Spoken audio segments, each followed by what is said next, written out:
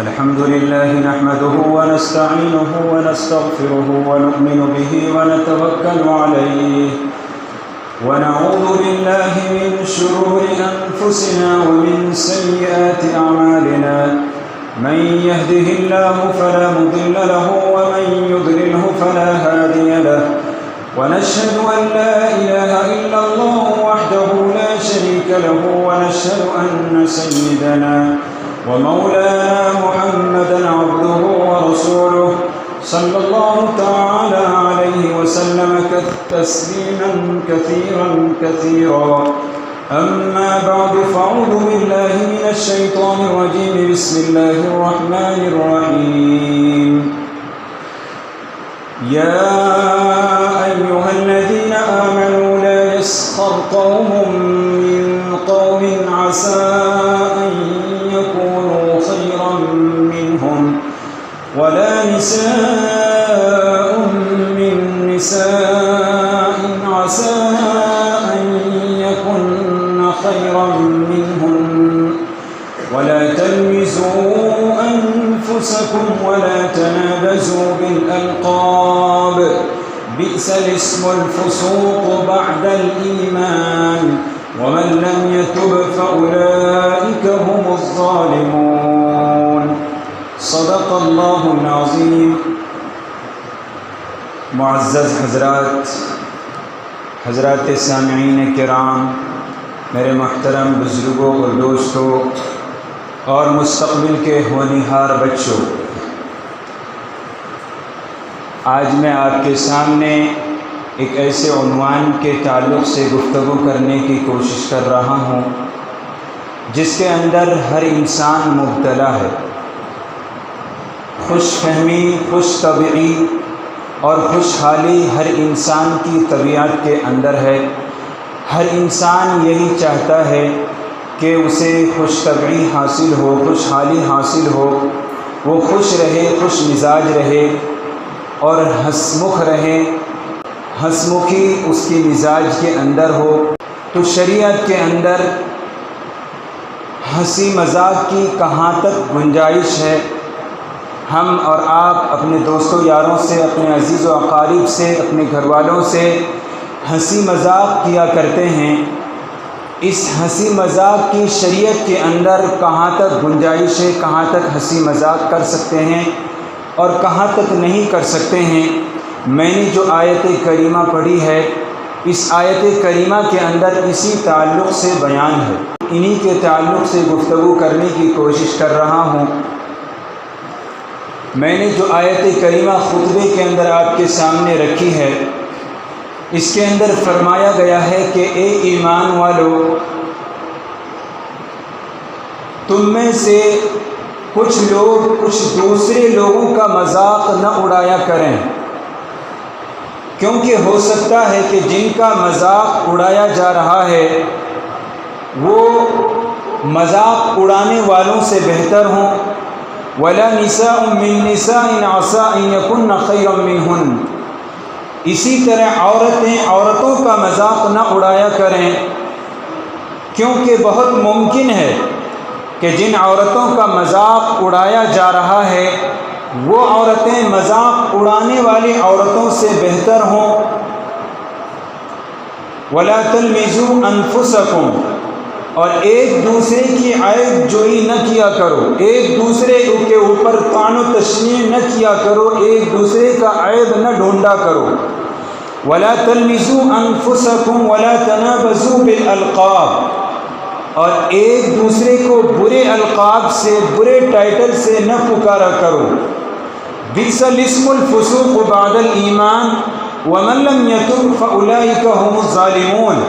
کیونکہ ایمان لانے کے بعد ایک دوسرے کو برے القاب سے پکارنا، ایک دوسرے کو فاسق و فاجر کہنا، ایک دوسرے کو گنہگار بدکار کہنا، یہ سب سے برا نام ہے، سب سے بری بات ہے. وَمَن لَّمْ يَتُبْ فَأُولَٰئِكَ هُمُ الظَّالِمُونَ.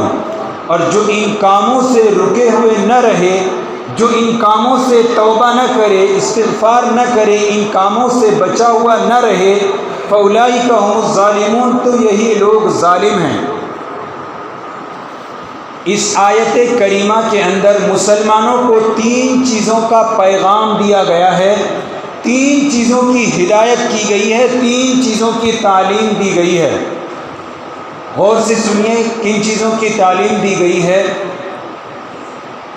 پہلی چیز کہ کوئی کسی کا مذاق نہ اڑایا کرے، وَلَا تَلْمِزُوا أَنفُسَكُمْ۔ دوسری چیز، ایک دوسرے کی عیب جوئی نہ کرے، ایک دوسرے کا عیب نہ ڈھونڈے، ایک دوسرے کے اوپر طعن و تشنیع نہ کرے۔ وَلَا تَلْمِزُوا أَنفُسَكُمْ وَلَا تَنَابَزُوا بِالْأَلْقَابِ، اور ایک دوسرے کو برے القاب سے، برے ٹائٹل سے نہ پکارا کرے۔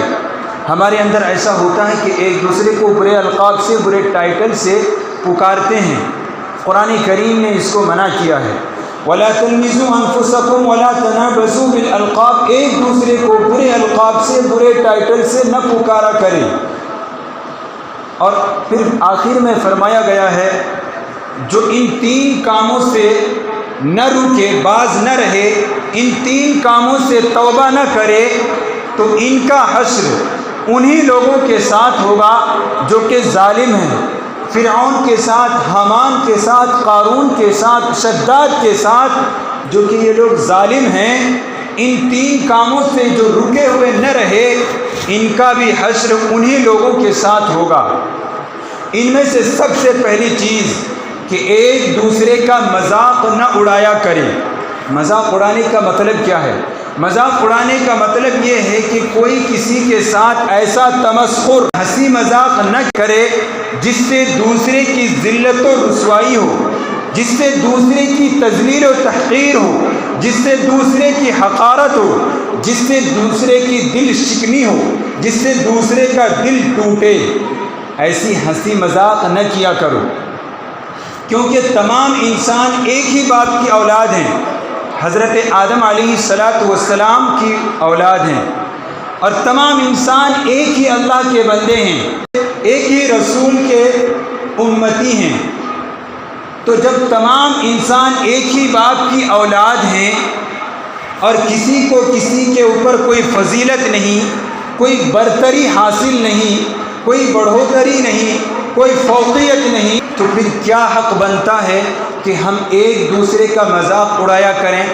جب تمام انسان ایک باپ کی اولاد ہونے کے ناطے سب کے سب برابر ہیں، سب کے سب یکساں ہیں، کسی کو کسی کے اوپر کوئی فضیلت حاصل نہیں، کوئی بڑھوتری حاصل نہیں، تو پھر ہمیں اور آپ کو کیا حق بنتا ہے کہ ہم اور آپ ایک دوسرے کا مذاق اڑائیں کہ جس سے دوسرے کی تذلیل ہو، تحقیر ہو، ذلت و رسوائی ہو، دوسرے کی دل شکنی ہو، دوسرے کا دل ٹوٹے؟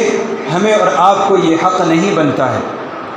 عام طور پر ہم اور آپ ایک دوسرے کے ساتھ جو مذاق کیا کرتے ہیں اس کے وجہ یہ ہوتی ہے کہ ہم اپنے آپ کو دوسرے سے افضل اور برتر سمجھتے ہیں، دوسرے سے اعلیٰ سمجھتے ہیں، دوسرے سے اچھا سمجھتے ہیں، اور دوسرے سے اپنے آپ کو افضل اور بہتر سمجھتے ہیں، اور سامنے والے کو گھٹیا اور کمتر سمجھتے ہیں، اس کو ذلیل و رسوا سمجھتے ہیں، اس کو کمتر سمجھتے ہیں، جس کی وجہ سے دوسرے کا مذاق اڑاتے ہیں۔ یاد رکھیے، اپنے آپ کو اعلیٰ سمجھنا، اپنے آپ کو دوسرے سے اچھا سمجھنا، اپنے آپ کو دوسرے سے برتر سمجھنا اور سامنے والے کو کمتر سمجھنا، ذلیل و حقیر سمجھنا، ادنا سمجھنا، گھٹیا سمجھنا، یہ تکبر کی علامت ہے، اور تکبر اللہ کو پسند نہیں ہے۔ اللہ فرماتا ہے الکبریاء ردائی فمن ینازعنی فیہ عذبتہ، کہ بڑائی، تکبر میری چادر ہے، بڑائی میری چادر ہے، لہٰذا اس کو جو مجھ سے چھیننے کی کوشش کرے گا میں اس کی گردن توڑ کر رکھ دوں گا۔ سردیوں کا موسم جب آتا ہے، آپ کے یہاں تو سردی کم ہوتی ہے لیکن ہمارے یہاں سردی زیادہ ہوتی ہے، یو پی میں، بہار میں، سیمانچل میں سردی زیادہ ہوتی ہے۔ سردیوں کا موسم جب آتا ہے اور لحاف اوڑھ کر سوتے ہیں، کسی کے پاس اگر لحاف نہ ہو، دوسرے کا لحاف اگر چھیننے کی کوشش کریں تو کیا کرے گا؟ لات مار کر دور بھگائے گا، اس لیے کہ اس کو یہ پسند نہیں ہے کہ میرا لحاف میری چادر کوئی چھینے۔ جب انسان یہ پسند نہیں کرتا ہے کہ میرا لحاف میری چادر کوئی چھینے، تو اللہ کی چادر کو ہم اور آپ اگر چھیننے کی کوشش کریں گے تو اللہ کیا فرماتا ہے کہ بڑائی میری چادر ہے، اس کو مجھ سے جو چھیننے کی کوشش کرے گا عذبتہ، میں اس کی گردن توڑ کر رکھ دوں گا۔ شیطان نے تھوڑا سا تکبر کیا تھا، اللہ نے اس سے کہا تھا کہ آدم کو سجدہ کر، اس نے کیا کہا؟ اپنے آپ کو بڑا سمجھا، انا خیر من، میں اس سے برتر ہوں، میں اس سے بہتر ہوں۔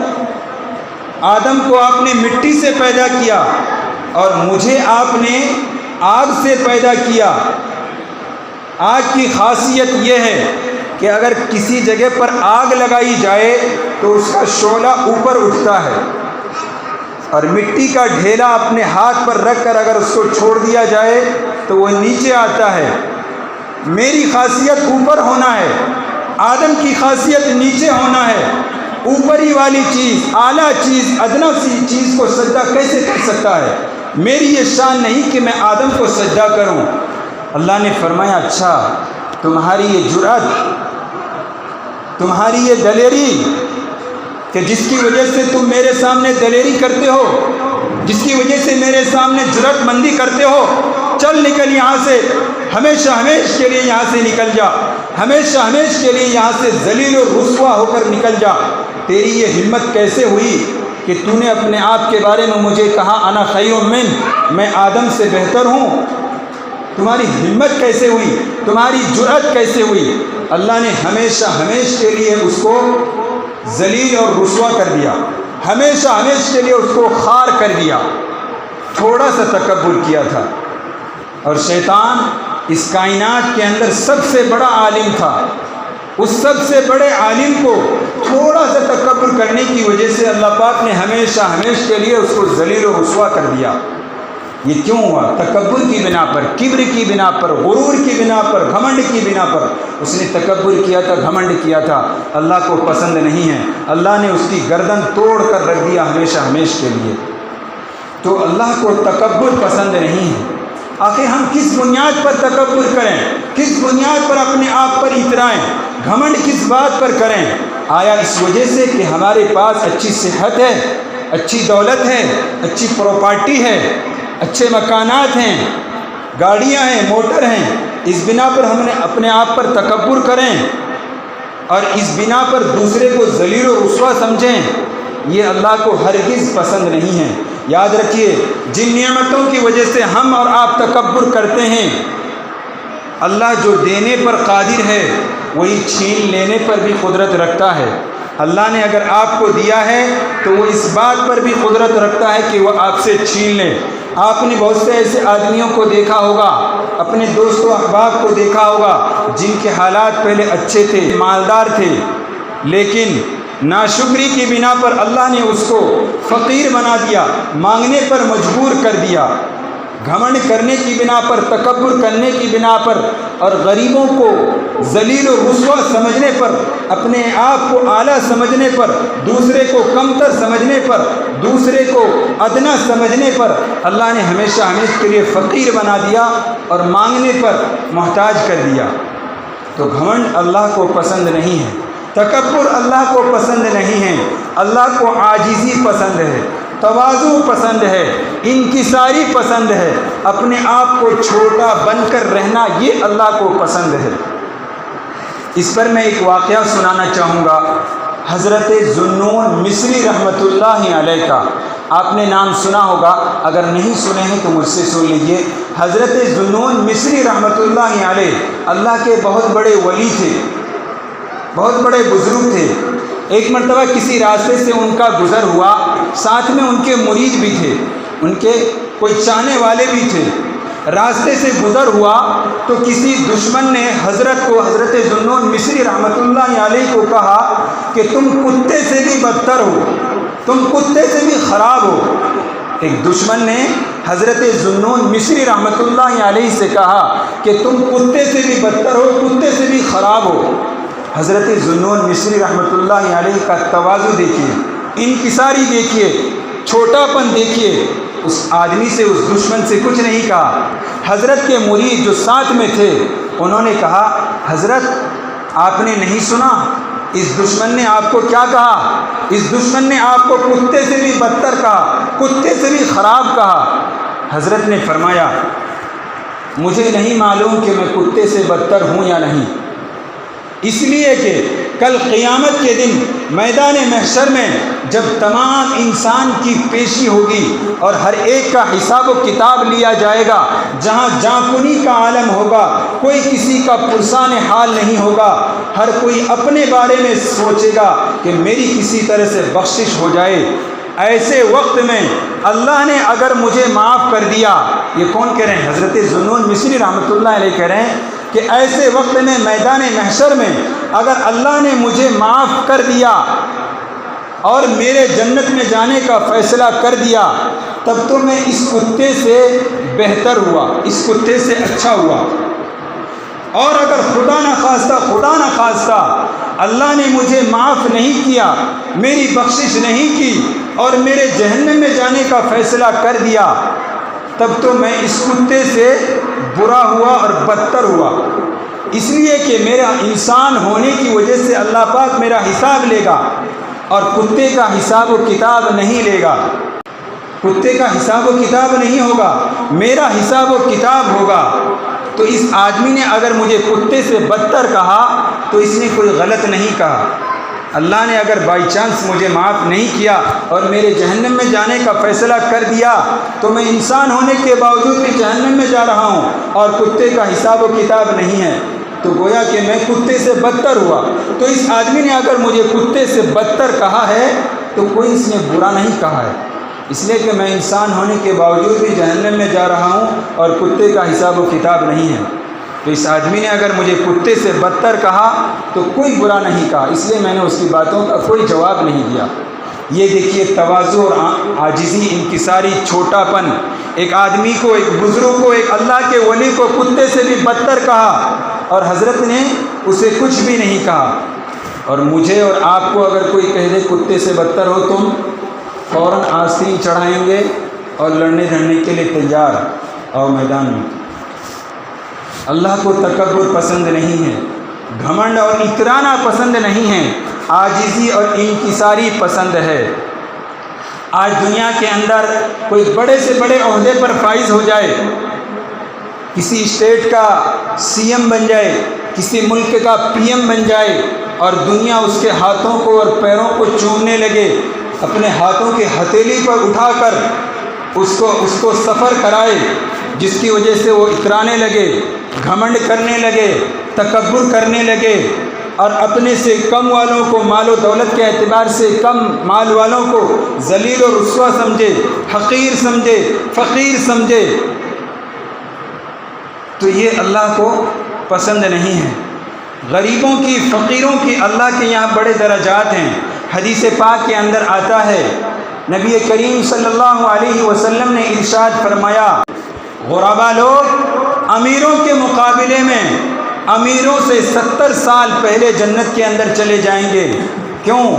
اس لیے کہ امیروں کو اللہ پاک نے مال و دولت دیا تھا، اس کا ذرہ ذرہ کا حساب ہوگا، ایک ایک روپیے کا حساب ہوگا، ایک ایک پیسے کا حساب ہوگا، کہاں سے کمایا تھا، کہاں پر خرچ کیا تھا، حلال طریقے سے کمایا تھا یا حرام طریقے سے کمایا تھا، جائز طریقے سے کمایا تھا، ناجائز طریقے سے کمایا تھا، ذرے ذرے کا حساب ہوگا، ایک ایک روپیے کا، پیسے کا حساب ہوگا۔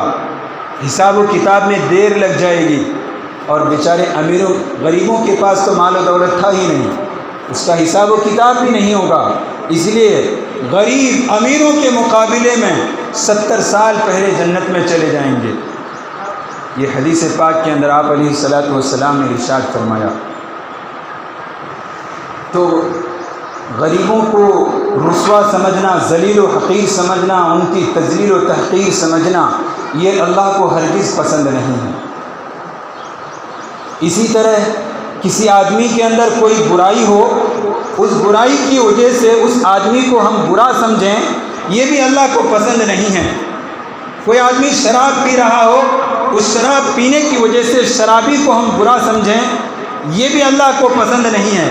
کوئی آدمی کوئی گناہ کر رہا ہو، اس گناہ کے کرنے کی وجہ سے اس گناہ گار کو ہم برا سمجھیں، اس کو حقیر و ذلیل سمجھیں اور اس کو گناہ گار، فاسق و فاجر کہیں، یہ بھی اللہ کو پسند نہیں ہے۔ نفرت گناہ سے کیجئے، گناہ گار سے مت کیجئے۔ نفرت شراب سے کیجئے، شرابی سے نفرت مت کیجئے، اس لیے کہ ہو سکتا ہے کہ شرابی کا کوئی عمل، گنہگار کا کوئی عمل اللہ کے یہاں مقبول ہو، پسند ہو، جس کی وجہ سے اس کے بڑے بڑے درجات ہوں اللہ کے یہاں، اور ہم اور آپ اس کو ذلیل و رسوا سمجھیں، اس کو حقیر سمجھیں، اس کو کمتر سمجھیں، یہ اللہ کو پسند نہیں ہے۔ ہو سکتا ہے آپ سے ان کا درجہ بڑھا ہوا ہو، اللہ تو بہانہ ڈھونڈتا ہے۔ کسی کا کوئی عمل، چھوٹا سے چھوٹا عمل اللہ کو اگر پسند آ جائے تو اس کی وجہ سے اس کا درجہ آپ سے بڑھا ہوا ہو اور ہم آپ اس کو حقیر سمجھیں، یہ اللہ کو ہرگز پسند نہیں ہے۔ اسی کو قرآن کریم نے کہا ہے، لا يسخر قوم من قوم عسى ان يكونوا خيرا منهم ولا نساء من نساء عسى ان يكن خيرا منهن، کہ اے ایمان والو، تم میں سے کوئی کسی کا مذاق نہ اڑایا کرے۔ ہو سکتا ہے کہ جن کا مذاق اڑایا جا رہا ہے، جن کی ذلت و رسوائی ہو رہی ہے، جن کی تذلیل و تحقیر ہو رہی ہے، اس کا درجہ آپ سے بڑھا ہوا ہو۔ ولا نساء من نساء عسى ان يكن خيرا منهن، اسی طرح عورتوں کا مذاق نہ اڑایا کریں۔ ہو سکتا ہے، بہت ممکن ہے کہ جن عورتوں کا مذاق اڑایا جا رہا ہو، ان کا درجہ مذاق اڑانے والی عورتوں سے بہتر ہو، اور آپ اس کو ذلیل و رسوا کر رہے ہیں، تو یہ مناسب نہیں ہے۔ مذاق کی شریعت کے اندر گنجائش کہاں تک ہے؟ ہم اور آپ ہر کوئی اپنے دوستوں، یاروں سے، گھر والوں سے مذاق کیا کرتے ہیں۔ میں آپ کو بتا دوں کہ ہنسی مذاق کی شریعت کے اندر گنجائش کہاں تک ہے، کہاں تک ہنسی مذاق کر سکتے ہیں۔ ایسی ہنسی مذاق جس سے دوسرے کی ذلت و رسوائی ہو، دوسرے کی تذلیل و تحقیر ہو، دوسرے کی دل شکنی ہو، جس سے دوسرے کا دل ٹوٹ، آپ کے مذاق کرنے کی وجہ سے اس کا دل ٹوٹ جائے اور اسے تکلیف ہو، ایسی ہنسی مذاق قطعاً جائز نہیں ہے۔ ایسی ہنسی مذاق کی شریعت کے اندر بالکل بھی گنجائش نہیں ہے۔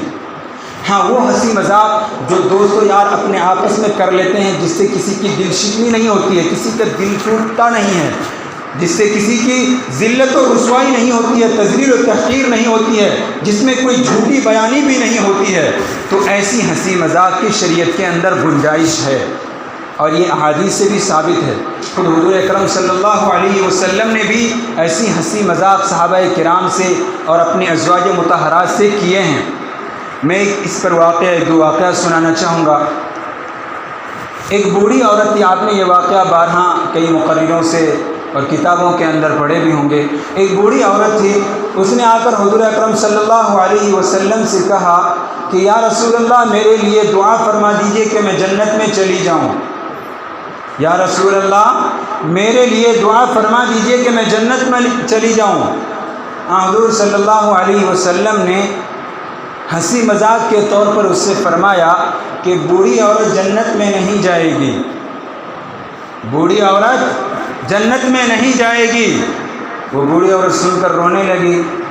آپ صلی اللہ علیہ وسلم نے اس سے پوچھا کیوں رو رہی ہو؟